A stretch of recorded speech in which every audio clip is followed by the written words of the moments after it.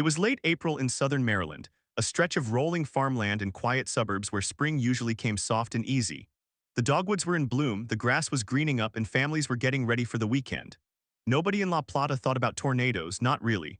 This was Maryland, after all, not Kansas or Oklahoma. Tornadoes were something you saw on the news happening to other people, somewhere flat and far away. But on the afternoon of April 28, 2002, the sky over La Plata changed. It turned a strange greenish-gray, the kind of color that makes you stop what you're doing and look up. Then the wind began to hum, low and wrong. And before anyone could really understand what was happening, a tornado unlike anything Maryland had ever seen carved a scar across the heart of town. La Plata was a small county seat in Charles County, about 35 miles south of Washington, D.C. In 2002. Its population hovered around 7,000, but the town felt even smaller. The main street, Charles Street, ran through the center of town with old brick storefronts and a courthouse that had been there since before the Civil War. People knew each other by name at the grocery store. The high school football games packed the stands on Friday nights. It was the kind of place where you could leave your doors unlocked and feel safe. That feeling was about to be shattered. The morning of April 28th was warm and muggy, with temperatures climbing into the low 70s. A cold front was pushing in from the west, colliding with moist air from the Gulf of Mexico, a classic setup for severe weather. The National Weather Service had issued a tornado watch for the region early that afternoon, but watches were common in spring and most people barely glanced at them. The real trouble started around 1:30 in the afternoon, when the sky began to darken unnaturally fast. Thunderstorms erupted along a line that stretched from Virginia up through central Maryland, and one of those storms began to rotate. At about 1:45 p.m., a tornado warning was issued for Charles County. In La Plata, the sirens started to wail. But here is the thing about sirens in small towns. If they rarely go off for real, people don't always know what to do. Some folks headed to their basements. Others stepped outside to look at the clouds, curious rather than afraid. A few didn't hear the sirens at all because the wind was already roaring so loud it swallowed everything else. The tornado touched down just west of La Plata at roughly 1:50 p.m. It began as a thin rope, barely visible against the dark sky, but within minutes it widened and strengthened into a wedge, a massive column of debris-filled fury. The National Weather Service later classified it as an F4 on the Fujita scale, with winds estimated between 207 miles per hour and 260 miles per hour. That is the second highest rating possible, and it was the strongest tornado ever recorded in the state of Maryland at that time. The first places to feel the full force were the farms and homes on the outskirts of town. The tornado ripped roofs off houses like they were made of paper. It snapped 100-year-old oak trees at their trunks and hurled them through walls. It picked up a pickup truck and tossed it into a field 200 yards away. The roar was deafening, a constant deep thunder that vibrated through the ground. People who survived described it as sounding like a freight train, but louder, closer, more personal, like the sky itself was screaming. Inside a small white farmhouse on Breeze Lane, a mother named Susan Wiley was home with her 2 young children. She heard the sirens and grabbed her kids, pulling them into the interior hallway, the only space in the house without windows. She told them to cover their heads. Seconds later, the roof disappeared. The walls shook violently, and then the whole house seemed to lift off its foundation for a moment before crashing back down. The windows blew in, showering them with glass. Susan held her children so tight she thought she might break their bones, but she could barely hold on to them. The wind tried to tear them out of her arms. When it passed, she looked up and saw sky where her kitchen ceiling used to be. They were alive, cut and bruised, but alive. The tornado continued its eastward path, plowing straight into the heart of La Plata. It hit the high school first, a sprawling brick building that had just let out for the day. Most students had already left, but some were still in the parking lot or waiting for rides. The tornado tore the roof off the gymnasium, collapsed a wall in the science wing, and sent lockers flying across the parking lot like empty soda cans. Miraculously, no one at the school was killed, but the building was wrecked beyond immediate repair. Next came the downtown area. The tornado barreled down Charles Street, hitting the Charles County Courthouse, the oldest building in town. It ripped the copper dome off the top and threw it into the adjacent park. The brick facade buckled inward. 40-foot columns toppled like dominoes. In the street, cars were lifted and spun. One car was found wrapped around a telephone pole as if someone had twisted it there by hand. A 19-year-old college student named Jason Rook was driving through town when the tornado struck. He saw a 2x4 fly through the air and pierce the side of his car like a spear. He ducked just in time. The board missed his head by inches. A short distance away, the La Plata Volunteer Fire Department was responding to an earlier call when the tornado hit their station. The building collapsed on top of the fire trucks. The firefighters inside scrambled for cover, crawling under desks and into bathrooms. They survived, but their station was destroyed. It would take them hours to dig out their equipment and start helping others. One of the most tragic scenes was a small strip mall on the east side of town. A beauty salon, a pizza shop, a hardware store, all reduced to rubble. Two women were in the salon when the tornado struck. One of them, a stylist named Brenda, had just finished a haircut and was sweeping up. The windows exploded, the mirrors shattered, the walls folded inward.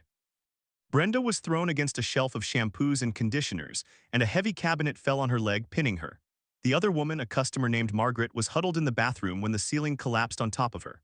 Brenda lay in the dark for almost an hour, listening to the rain and the sirens and the screams before rescuers finally found her. Margaret did not make it. As the tornado moved east, it crossed the La Plata rail line, picking up a freight car and flipping it over. It shredded a mobile home park, sending trailers flying. It tore through a shopping center and obliterated a grocery store. By the time it finally lifted, around 2:15 p.m., it had cut a path of destruction 9 miles long and nearly a quarter-mile wide. In that 25 minutes, it had killed 3 people and injured over 120. It had destroyed more than 200 homes and damaged over 700 others. It had leveled businesses, schools, churches, and an entire section of the town's identity.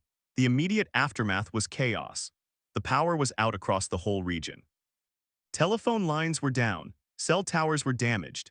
Emergency responders from surrounding counties rushed in, but they couldn't get through the blocked streets. People dug through rubble with their bare hands, looking for neighbors, for strangers, for anyone who might be trapped. The La Plata Volunteer Fire Department, now operating out of a makeshift command post in a parking lot, coordinated search efforts.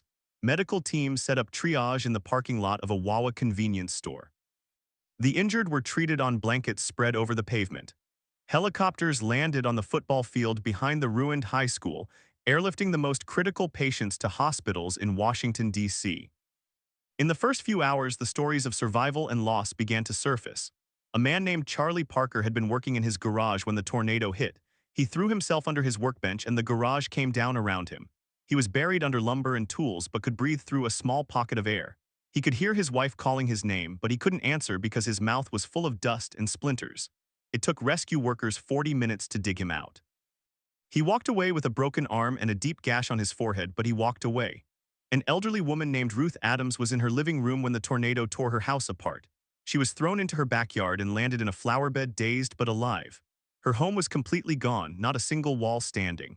She looked around and realized she was sitting in the only part of her property that was untouched, a small patch of daffodils she had planted years ago.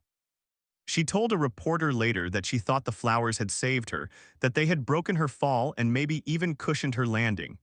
She didn't know if that was true, but it was the story she told herself, and she held on to it. As night fell, the scale of the disaster became clearer. The town of La Plata looked like a war zone. Entire blocks of houses were reduced to piles of splintered wood and twisted metal. Cars were stacked on top of each other like toys. Trees were stripped of their bark, their branches turned into spears driven into the ground at crazy angles. The air smelled of gasoline, dust, and wet insulation. And over everything hung an eerie silence, broken only by the occasional sound of a hammer or a chainsaw, someone trying to find a way into a collapsed basement, someone looking for a body. The National Weather Service would issue its official report days later, but the survivors already knew what they had lived through. They had seen the sky turn black and felt the ground shake and heard the roar that seemed to come from inside their own chest. They had held on to their children and their spouses and their neighbors, and they had prayed, some of them for the first time in years. In the coming weeks, La Plata would become a story of resilience. The community would pull together, volunteers arriving from across the state, donations pouring in, strangers helping strangers rebuild. But on that first night, as the sun went down behind the jagged remains of the courthouse, there was no resilience yet. There was only the heavy, tired shock of people who had just been shown how fragile everything really is. The La Plata tornado of 2002 did not just destroy buildings. It tore a hole in the way people thought about safety, about home, about the world around them. In a place where tornadoes were never supposed to happen, one had happened, and it had been a monster. The question on everyone's mind that night was simple and hard. How do you put a town back together when you never imagined it could be broken in the first place?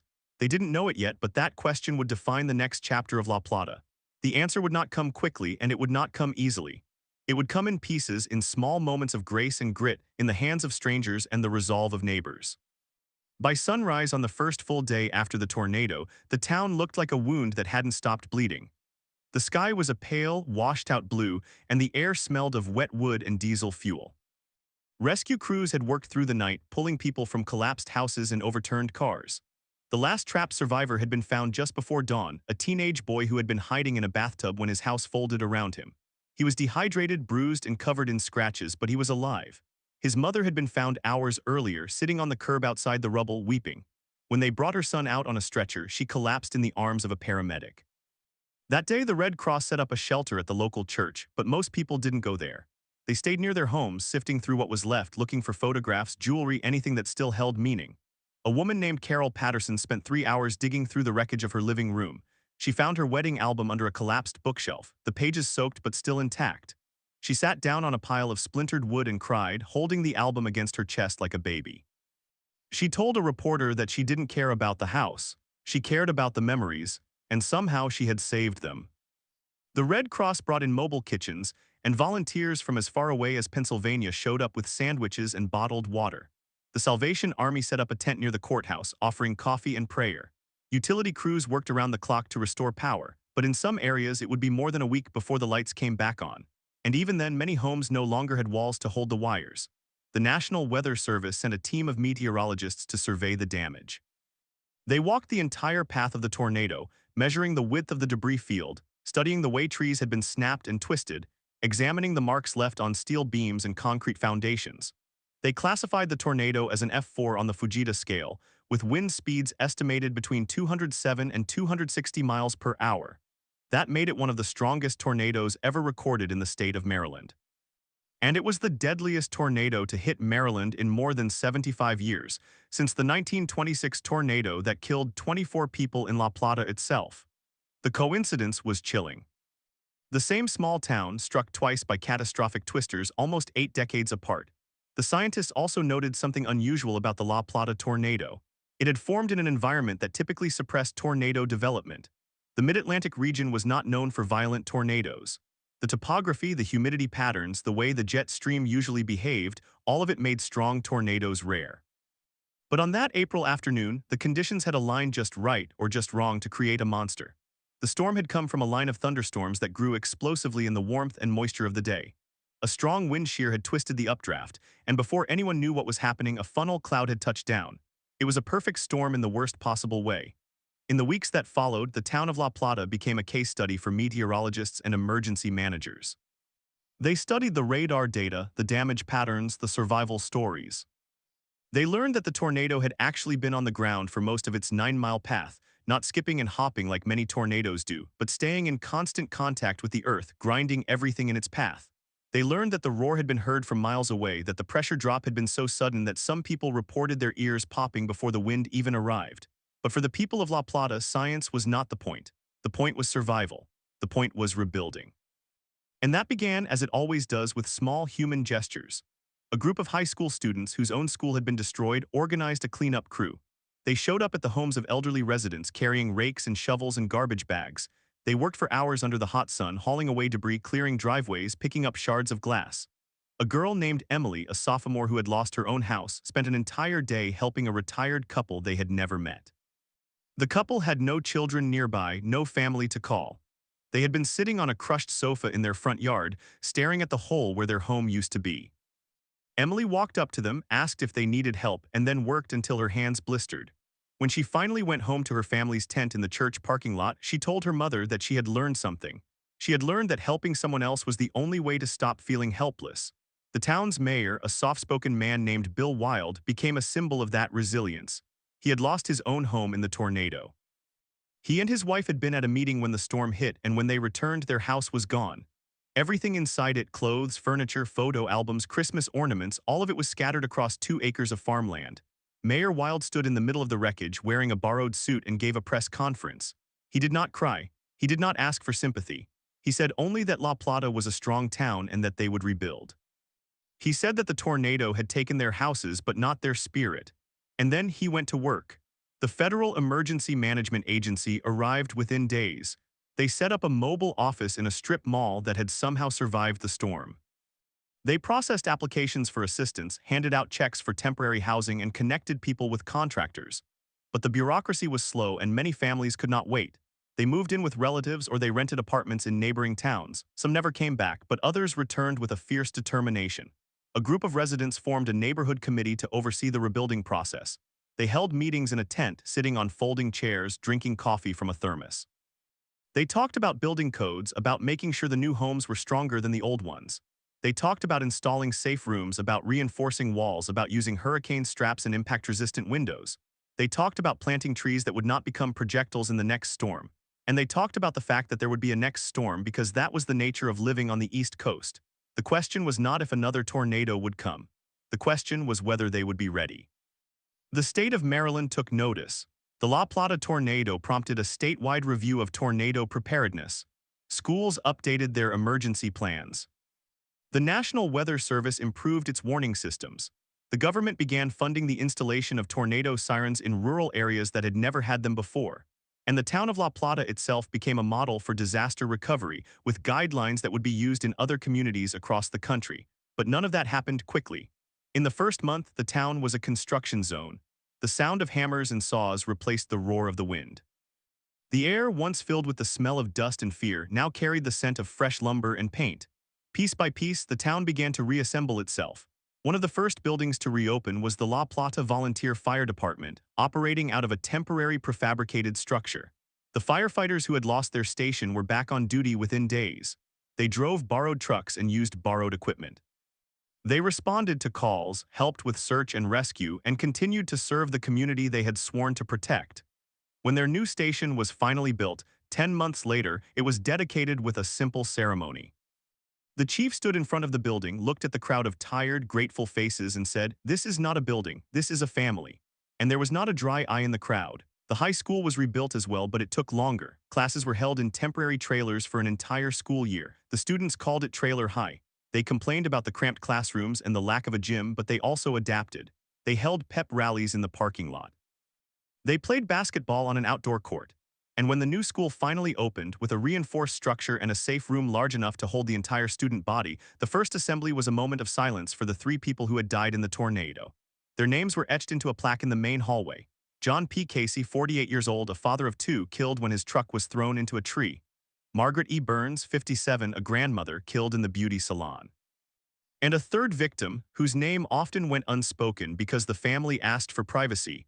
A young woman who had been visiting from out of town, caught in the wrong place at the wrong time. The plaque was placed at eye level so that every student who walked past it would remember that tornadoes were not just statistics. They were names, they were faces, they were people who had loved and been loved. As the months passed, the scars of the tornado began to fade, but they did not disappear. Some people developed a deep, irrational fear of storms. They would huddle in basements at the first sound of thunder, their hearts pounding, their palms sweating. Children who had survived the tornado would wake up screaming from nightmares. Parents would sit with them in the dark, whispering that it was okay, that they were safe, that the storm was over. But the parents knew, as the children did, that the storm would never truly be over. It would live in their memory, in the twitch of their eyelids at the sound of wind, in the way they checked the sky before stepping outside. And yet life went on. The town rebuilt its downtown with new storefronts and wider streets. The courthouse was restored, its copper dome replaced, shining gold in the sunlight. The beauty salon reopened in a new location, run by Brenda, the stylist who had survived. She still limped from the injury to her leg, but she smiled when she cut hair, and she always told her customers to keep a pair of sturdy shoes in their car just in case. The hardware store was rebuilt, and the owner painted a sign on the wall that read, "We will rebuild and we will remember." Every year on the anniversary of the tornado, the town holds a day of remembrance. The sirens sound at exactly 1:50 p.m., the time the tornado first touched down. People step outside and look at the sky. They do not run, they do not panic. They stand still in memory of the 3 who died and the hundreds who survived. They stand still in honor of the volunteers who dug through the rubble, the strangers who brought sandwiches, the neighbors who held each other in the dark. They stand still and they remember. And in that quiet moment, the tornado becomes something more than a disaster. It becomes a story of a town that was broken and then rebuilt. A story of people who faced the unthinkable and did not run. A story of the simple, stubborn, beautiful refusal to give up. The La Plata tornado of 2002 taught meteorologists about the power of storms that form where they shouldn't. It taught emergency managers about the importance of preparation and coordination. It taught the state of Maryland that no place is truly safe. But for the people who lived through it, it taught something else. It taught them that the things that matter most, love, family, community, cannot be destroyed by wind. They can be damaged, bent, bruised, but they can also be rebuilt. And when they are rebuilt, they are stronger. In the end, the question that hung over the town on that first night, how do you put a town back together when you never imagined it could be broken, found its answer not in a plan or a policy but in a million small acts of courage.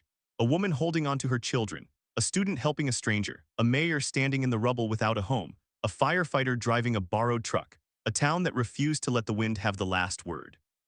That answer, simple and profound, is this. You put a town back together one piece at a time, one hand at a time, one heartbeat at a time. You do it because you have to. You do it because there is no other way.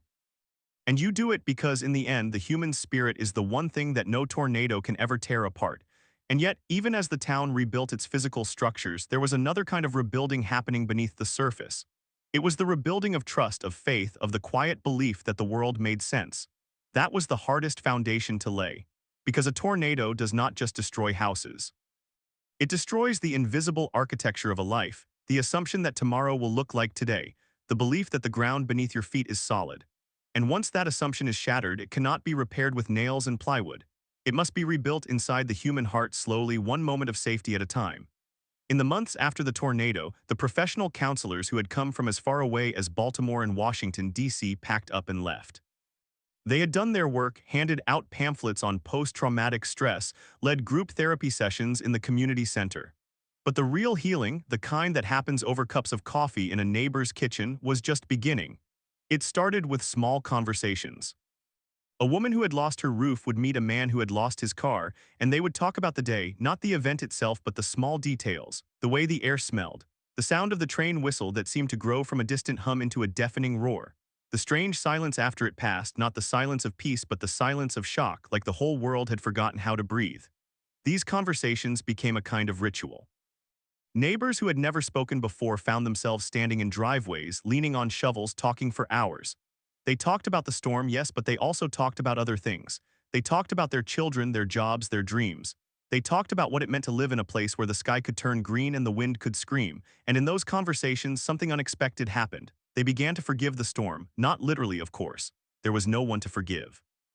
But they began to let go of the anger, the helplessness, the sense that they had been betrayed by the very air around them. They began to accept that the world was wild and unpredictable, and that their job was not to control it but to hold on to each other. One of the most remarkable transformations took place in the children.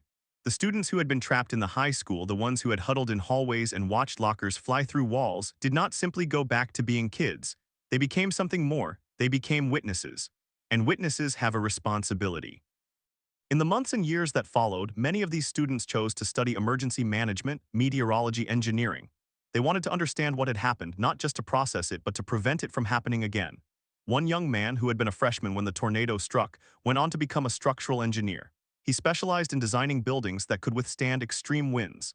He said in an interview years later that he had not chosen the profession out of fear. He had chosen it out of hope. He wanted to make sure that no other kid would have to watch a school bus roll past his classroom window. The town itself became a living laboratory for disaster recovery. Researchers from universities came to study how La Plata had responded, what worked and what did not. They interviewed survivors, analyzed the debris patterns, mapped the damage with satellite imagery. They concluded that the main reason so few people had died, despite the intensity of the tornado, was that the town had a strong sense of community. People looked out for each other. They did not wait for official instructions. They acted. And that was a lesson that other towns and cities across the country desperately needed to hear. In an age of bureaucracy and red tape, the La Plata tornado showed that sometimes the fastest response is the one that comes from a neighbor who just happens to have a pickup truck and a chainsaw. The local government also learned hard lessons. In the immediate aftermath, there was confusion about who was in charge. The county executive, the mayor, the state emergency management agency, the federal emergency management agency, all of them had overlapping jurisdictions.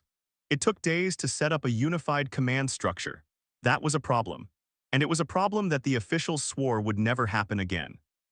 They created new protocols for interagency cooperation. They held regular drills. They built a new emergency operations center with redundant communication systems. And when a severe thunderstorm warning was issued just 2 years later, the response was seamless. The sirens went off, the schools went into lockdown, the police and fire departments coordinated without a single misstep. The storm passed without incident, but the town knew that it had passed a test. But for all the improvements in policy and infrastructure, the most enduring change in La Plata was the change in the way people thought about each other. Before the tornado, the town had been a place where people waved from their porches but rarely crossed into each other's yards. After the tornado, the boundaries dissolved. There was a sense of shared vulnerability that made strangers into friends and friends into family. The woman who had lost her husband to the tornado became a surrogate grandmother to the children across the street. The man who had lost his business spent his weekends helping neighbors rebuild their decks. The high school football team, which had been rivals with a nearby school before the storm, played a charity game to raise money for the town's recovery, and the opposing team came wearing La Plata colors. This new spirit of generosity extended beyond the town's borders. Donations poured in from all over the country. A school in California sent a check for $5,000, raised by students who had held a bake sale. A church in Texas sent a truckload of bottled water. A man in Florida who had survived Hurricane Andrew sent a letter with a check and a note that read, "I know what you're going through. It gets better. It just takes time." That letter was framed and hung in the new town hall, a reminder that even in the darkest moments there are people who care. But not every story had a happy ending. The tornado also had a way of exposing the cracks that already existed in the community. Some families did not have insurance and they could not afford to rebuild. They moved away, and the empty lots where their homes had stood became silent monuments to loss. Other families had insurance, but the process of filing claims and dealing with adjusters was so exhausting that they gave up and left anyway. The town's population dropped by nearly 15% in the year after the storm. The local newspaper ran a series of articles about the people who had left, where they had gone, and whether they ever planned to come back. Many said they could not bear to stay. The memories were too painful. Every time they drove down a certain street, they saw the gap where their house used to be, and that was a wound that would not heal. The town also struggled with the economics of recovery. The tax base had been decimated, commercial properties were destroyed. The hardware store, the grocery store, the beauty salon, all of them were gone. The town had to find new sources of revenue and fast. They applied for state and federal grants, but the money was slow to arrive. They held fundraisers, bake sales, car washes. The high school students organized a benefit concert that raised enough money to buy new computers for the library. The volunteer fire department held a pancake breakfast that brought in nearly $10,000. Every little bit helped, but the town was essentially digging itself out of a financial hole one shovelful at a time. And yet, through all of that, the spirit of La Plata remained unbroken. There was a stubbornness to the place, a refusal to be defined by the worst day of its history.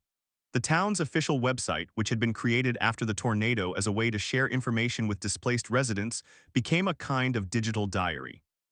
People posted messages of hope, photos of the rebuilding, announcements of new businesses opening. A local artist painted a mural on the side of a restored building, showing a phoenix rising from the flames with the words "La Plata strong" underneath. That mural became a tourist attraction, and people came from miles around to take pictures in front of it. The National Weather Service also used the La Plata tornado as a case study in their training programs. Meteorologists from all over the country studied the radar data, the damage paths, the spiral pattern of debris that had been picked up by the storm. They learned that tornadoes could form in environments that were not traditionally considered favorable, and that the East Coast, with its complex terrain and coastal influences, posed unique challenges for forecasting.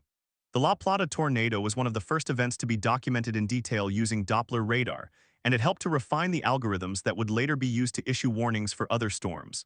In a way, the tornado's legacy was not just destruction but knowledge. And knowledge, as any scientist will tell you, is the only thing that can truly fight the storm. But for the people of La Plata, the legacy was simpler and more personal. It was the story of a grandmother who had insisted on staying in her house because she did not want to leave her cat, and the firefighter who had gone back in to save both of them. It was the story of a teenager who had used her own body to shield a younger child during the worst of the wind, and who later became a nurse because she wanted to help people who were scared and hurting. It was the story of a mayor who had lost his home but never lost his humor, who stood in front of the cameras and said, "I always wanted a smaller house anyway."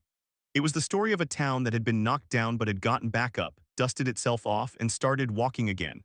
In the years that followed, the tornado became a part of the town's identity, not as a curse but as a kind of shared memory. Newcomers to La Plata, people who moved in after the storm, would hear the story from their neighbors. They would be told about the day the sky turned black and the wind turned to iron. They would be shown the plaque in the high school, the mural on the wall, the spot where the old hardware store used to stand. And they would listen, and they would understand that they were not just moving into a house. They were moving into a story, and that story was still being written. The 10th anniversary of the tornado in 2012 was a major event. The town held a parade. There were speeches, memorials, a moment of silence. The governor came. The news crews returned. But the people who had been there, the ones who had lived through it, did not need a ceremony to remember. They remembered every day. They remembered when they heard a train whistle in the distance. They remembered when the sky turned a certain shade of green. They remembered the sound of the sirens, and they did not flinch. They had made their peace with the storm. They had accepted that they could not control it, but they had also accepted that they could control how they responded. And they had chosen to respond with courage, with grace, and with an unshakable belief in the power of community. And so La Plata continues to stand. It is not the same town it was before April 28, 2002. It is older, wiser, scarred, but it is also stronger. The buildings are better built. The trees are planted farther apart. The sirens are louder. The plans are more detailed. The community is more connected. And that connection, that invisible web of trust and compassion, is the most powerful force of all. It is the thing that holds a town together when everything else falls apart. The tornado of 2002 was a terrible thing. It took lives, it destroyed homes, it broke hearts, but it also revealed something beautiful. It revealed the capacity of ordinary people to do extraordinary things.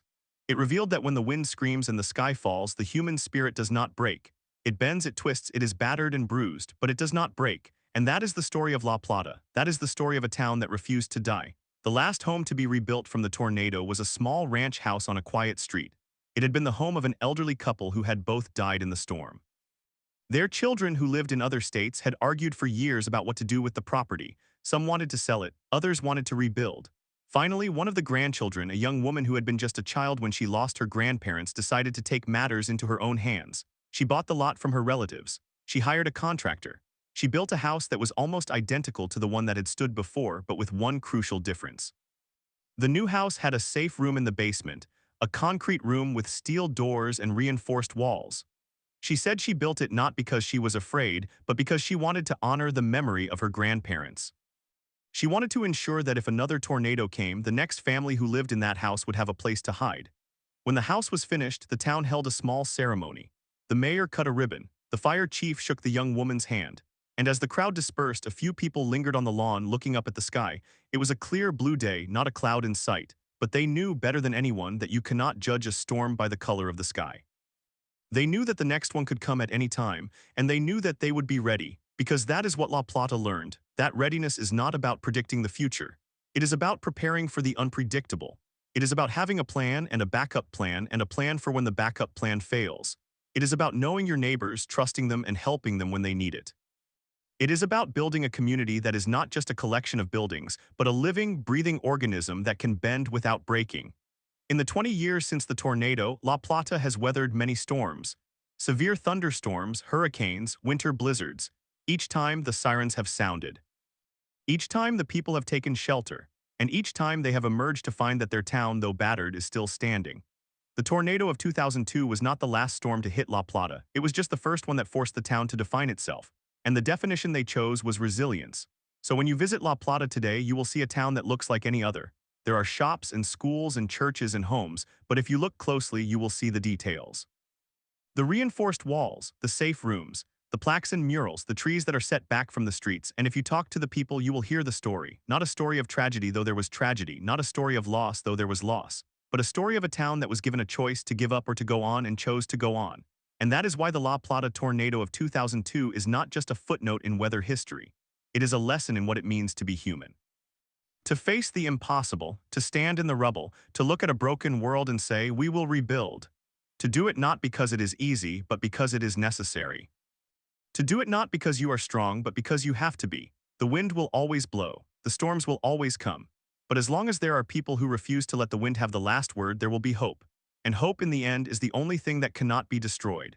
And yet, even the most powerful of storms eventually fades into memory, and for the people of La Plata, that memory is not a thing of the past but a living presence that shapes every decision they make. The 20th anniversary in 2022 was a milestone that the town approached with a mixture of solemnity and celebration. It was a chance to honor the 19 people who had died, to thank the first responders who had rushed into the chaos, and to look back at how far they had come. The planning began months in advance. A committee was formed, composed of survivors, city officials, and representatives from the local historical society. They decided to hold a weekend of events, a memorial service at the high school where so many had taken shelter, a community picnic in the park that had been rebuilt after the storm, and the dedication of a new monument on the grounds of the town hall. The monument was a simple design, a curved wall of polished granite inscribed with the names of the victims and the date. At its base, a bronze plaque bore a single sentence chosen by the committee after weeks of debate. "We remember what the wind took from us, and we honor what the wind could not take away." The words were carefully chosen to capture the spirit of the town, the refusal to let tragedy define them.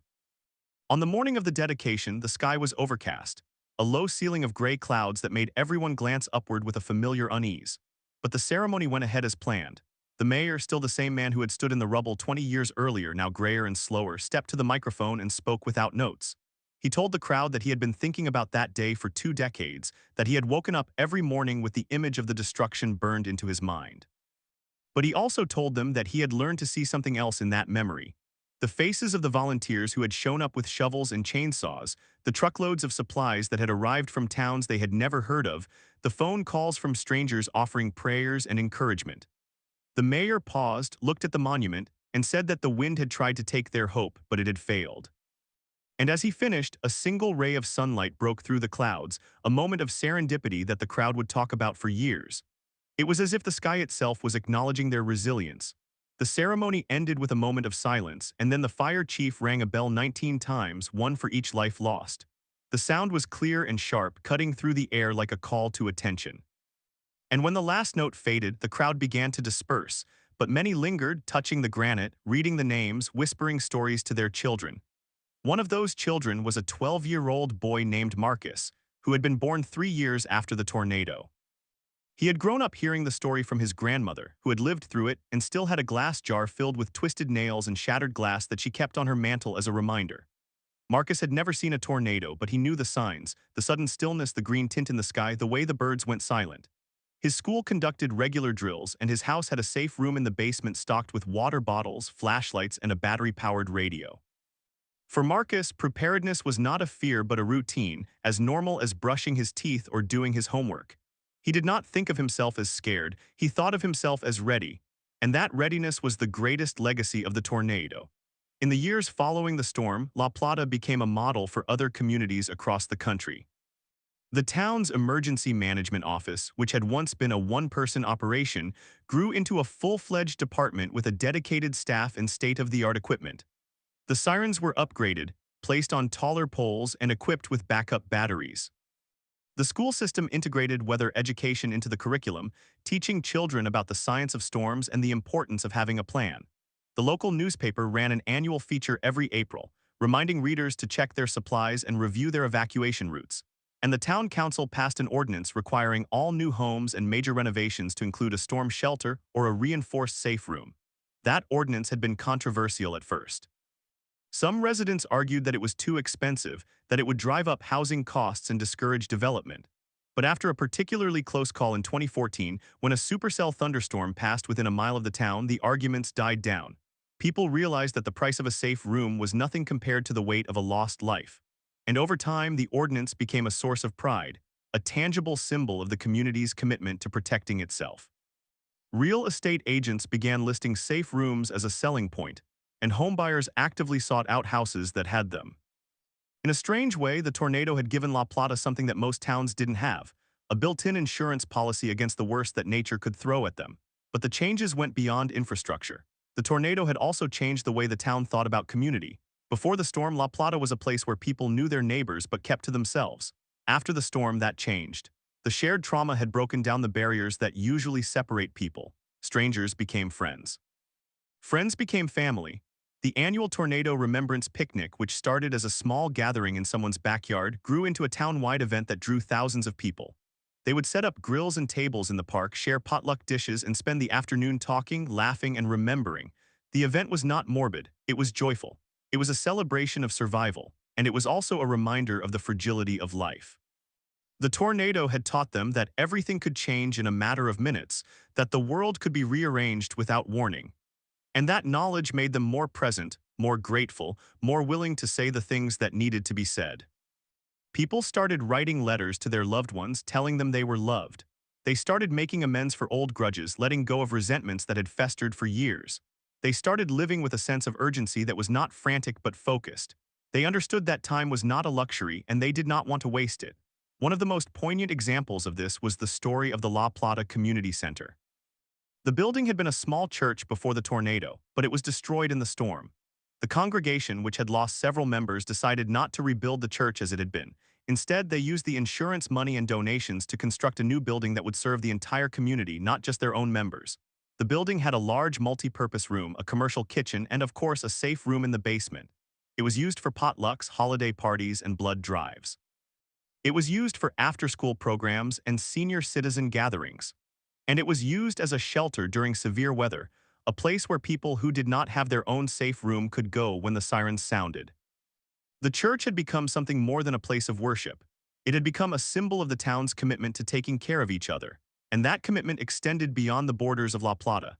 After the tornado, the town had received an outpouring of support from across the country. Donations had poured in from places like Kansas and Oklahoma, where tornadoes were a way of life. In the years that followed, La Plata made a point of paying that kindness forward. When a tornado devastated the town of Moore, Oklahoma in 2013, La Plata sent a delegation of first responders and volunteers to help with the recovery. They brought experience, compassion, and a deep understanding of what those communities were going through. They did not lecture, they listened. They did not impose, they offered. And they came home with new stories, new friendships, and a renewed sense of purpose. The scientific community also remained interested in La Plata. Meteorologists continued to study the tornado and its aftermath, using it as a case study in everything from storm dynamics to social resilience. A team of researchers from the University of Maryland spent several years interviewing survivors, mapping the damage, and analyzing the warning systems. They published a series of papers that were cited in emergency management textbooks. One of those researchers, a young woman named Dr. Rachel Kim, had been a teenager living in a nearby town when the tornado struck. She recalled watching the news coverage and being horrified by the images of destruction. That experience had inspired her to become a meteorologist, and she had eventually written her dissertation on the La Plata tornado. For her, the storm was not just an academic subject, it was a personal mission. Dr. Kim visited La Plata often, attending the annual Remembrance Picnic and giving talks at the high school. She told the students that they were part of a legacy, that the lessons their town had learned were being taught in classrooms and emergency operations centers around the world. She showed them radar images and damage survey maps explaining how the tornado had formed and why it had been so powerful. And she always ended her talks with the same message: you are not just survivors, you are teachers. Every time you share your story, you help someone else prepare. Every time you remember, you make the next storm a little less dangerous. The students listened, and many of them took that message to heart. Some went on to become emergency managers, meteorologists, or first responders. Others simply became more aware of their surroundings, more attuned to the signs of danger, more willing to help a neighbor in need. The tornado had planted a seed, and that seed had grown into a forest of resilience that stretched far beyond the town's borders. As the years passed, the physical scars began to fade. The new trees that had been planted after the storm grew tall. The rebuilt houses aged, their paint peeling and their roofs weathering, but they stood firm. The empty lots that had once been filled with rubble were now gardens or playgrounds. The town looked normal, ordinary, unremarkable to anyone who did not know its history. But the people knew. They carried the memory in their bones, in the way they looked at the sky, in the way they flinched when a truck rumbled past, in the way they checked the weather app before making plans. They had been changed, and they did not want to forget. One evening in the spring of 2022, a few days after the 20th anniversary ceremony, an elderly woman named Margaret sat on her front porch and watched the sunset. She had lived in La Plata her entire life, through the tornado and through the decades before it. She remembered the old town, the one that had existed before April 28, 2002. She remembered the hardware store that was now a parking lot, the diner that had become a bank, the houses that had been replaced by a strip mall. She remembered the faces of her neighbors who had died, their names etched on the granite monument at Town Hall. And she remembered the day she had watched her own house collapse, the wood splintering like matchsticks, the roof flying away like a leaf. Margaret had rebuilt on the same lot, using the same floor plan but with stronger materials. She had added a safe room, a concrete closet off the kitchen that she had stocked with water, canned goods, and a flashlight. She had never had to use it, not once in 20 years, but she checked the supplies every spring just in case. She did not want to live in fear, but she had learned that fear was not the same as caution. Caution was a choice, a way of taking control in a world that could not be controlled. As the sun dipped below the horizon, Margaret heard a distant rumble. She looked up. The sky was clear, painted in shades of orange and pink. The rumble was just a plane or maybe thunder from a storm miles away. She smiled, shook her head, and went inside. She locked the door, checked the weather on the radio out of habit, and then sat down in her living room with a cup of tea. She was not afraid, she was ready, and that was the difference. That night, a new family moved into the house across the street. They were young with two small children, and they had come from a big city because they wanted a quieter life. They knew nothing about the tornado, not yet, but they would learn. The neighbors would tell them over a backyard barbecue. The school would send home a pamphlet. The mailman would point out the plaque on the corner. And one day, when the sky turned green and the sirens began to wail, they would know exactly what to do. Because that was the legacy of the La Plata tornado of 20 Rotwo. It was not just a story of destruction. It was a story of preparation, of community, of hope. It was a story that would be told and retold, passed from generation to generation until the details blurred and the names became legend. But the lesson would remain that the wind can take many things, but it cannot take everything. And as long as there are people who refuse to let the storm define them, there will be towns that rise again, stronger than before. And so, as the years continue to pass and the trees grow taller and the houses age into new homes, La Plata stands not as a monument to tragedy but as a testament to the human spirit. The sirens are tested on the first Saturday of every month, and when they sound, the people listen. They go to their safe rooms, or they go to their neighbors' basements, or they gather in the community center. They wait, they watch, and they remember that they have faced the worst and survived. That memory is their shield, their anchor, their reason to keep going. The La Plata tornado of 2002 was a terrible thing. It took lives and shattered dreams, but it also forged a community that could not be broken. And in the end, that is the only story that matters. That is the story of a town that refused to die, that chose hope over despair, that built a future out of the rubble of the past. And that story is not over. It is still being written with every sunrise, every storm that passes, every hand that reaches out in the dark. The wind will always blow, but La Plata will always stand. The wind will always blow, but La Plata will always stand. And standing is not the same as being unchanged. The town that emerged from that April afternoon was different, not just in its buildings but in its soul.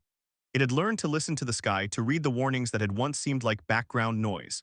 It had learned that community is not a word on a sign at the town line. It is the hand that pulls you from the rubble, the meal that appears on your doorstep when you cannot cook, the stranger who becomes a friend in the span of a single storm.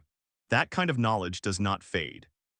It becomes part of the air, part of the soil, part of the way children grow up understanding that the world is both beautiful and dangerous, and that the only response to danger is to prepare, to care, and to carry on. In the years since the tornado, La Plata has become a quiet destination for researchers, journalists, and emergency planners from around the world. They come to study the warning system, the recovery plan, the community cohesion that turned a catastrophe into a case study in resilience. They walk the streets, speak with the survivors, photograph the plaques and the monuments. And when they leave, they take with them a piece of that spirit. They implement what they have learned in their own towns, their own cities, their own countries. The lessons of La Plata ripple outward, invisible but powerful, saving lives in places the survivors will never see. There is a small museum in the town hall, tucked away in a corner room that used to be a storage closet. It holds photographs, news clippings, a piece of twisted metal from a car that was thrown a quarter-mile, a child's stuffed rabbit that was found intact in a field 3 miles away. The museum is not a shrine to sorrow, it is a classroom. School groups visit every spring, and the volunteer docents, many of them survivors, tell the story with a calm that comes from having lived through the worst. They do not dwell on the horror, but they do not shy away from it either.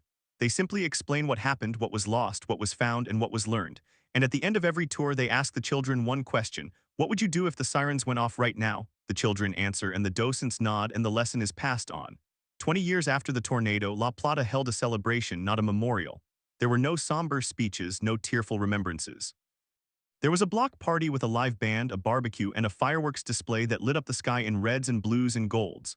Families gathered on blankets, children chased each other through the grass, and elderly couples sat in lawn chairs and watched the sparks fade into the darkness. It was a celebration of survival, of friendship, of the simple act of being together. And when the last firework fizzled and the crowd began to disperse, the sky was clear, the stars were out, and the air was still. The sirens did not sound. They were not needed. That is the final lesson of the La Plata tornado of 20 Rotwo. It is not a story about a storm. It is a story about people, about the quiet courage of those who rebuild, about the stubborn hope that refuses to be extinguished. It is a story that begins with a warning and ends with a party, a story that reminds us that even in the face of unimaginable devastation, the human heart finds a way to heal. And as long as there are towns like La Plata, as long as there are families who choose to stay and rebuild and remember, the wind will never have the last word. The last word belongs to the survivors, and they are still speaking.